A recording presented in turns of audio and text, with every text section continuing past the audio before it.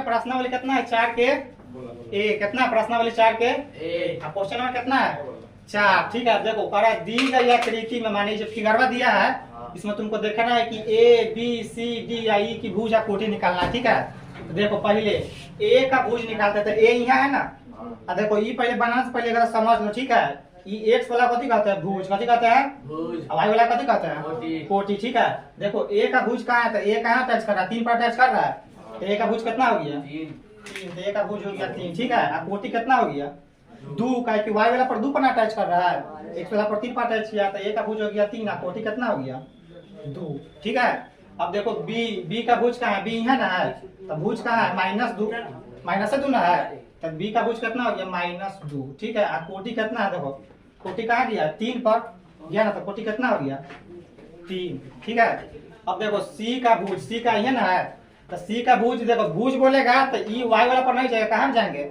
X वाला पर जाएंगे। ठीक है कोटि बोलेगा तो कहाँ जाएंगे वाई वाला पर तो देखो सी का भुज कितना है -4 है ना तो कितना हो गया भुज -4 कोटि कितना कर रहा है -3 कितना हो गया तो -3। अब देखो डी का भुज डी है ना है तो भुज जाता है सीधे तो देखो भुज कभी भी बोले दिमाग में बात फिक्स कर लो कि भुज होता है एक्स वाला कोटि कथी वाला होता है ये बात दिमाग में फिक्स करिए लेना समझने के लिए। ठीक है डी का भुज कितना हो गया 2 और कोटि कितना हो गया -4 कथी हो गया।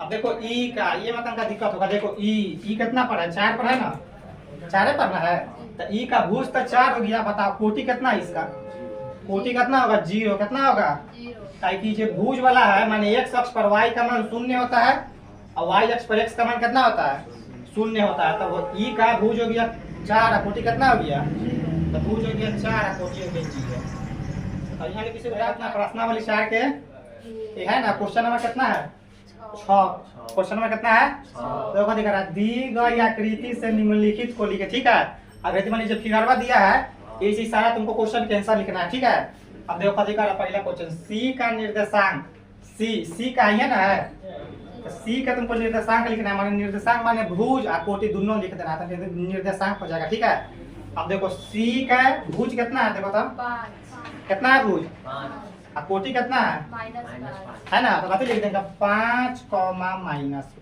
हो गया सर यानी किसी को डाउट है सी के निर्देशांक को तो पहले लिखाता है भुज कथी लिखाता है भुज तो सी का भुज कितना है 5 और कोटि कितना है -5 है ना तो -5। ठीक है अब देखो 2, -4 निर्देशांक वाले बिंदु का नाम लिखे साइलेंट माने 2, -4 किसका निर्देशांक है उसका नाम लिखना। तो देखो 2 यहाँ है ना और -4 यहाँ केकर निर्देशांक है डी का निर्देशांक है ना तो आंसर कैसे हो जाएगा डी बस इतना ही चीज। ठीक है अब देखो बिंदु एल के निर्देशांक बिंदु एल कहाँ है तो यहाँ है ना अब इसका निर्देशांक कितना होता है ध्यान समझेगा ये जो एल है 5 ये तो कोटि हो गया कोटि हो गया और कि वाई पर है 5 तो कोटि हो गया।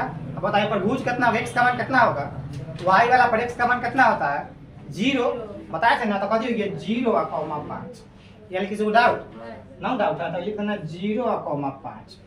ठीक है अब देखो एम की कोटि निकालना है कोटि भुज नहीं कैसे निकालना है कोटि तो देखो एम यहाँ है ना तो भुज वाला पर है कि कोटि वाला पर है भुज वाला पर है तो इसका कोटि कितना होगा 0।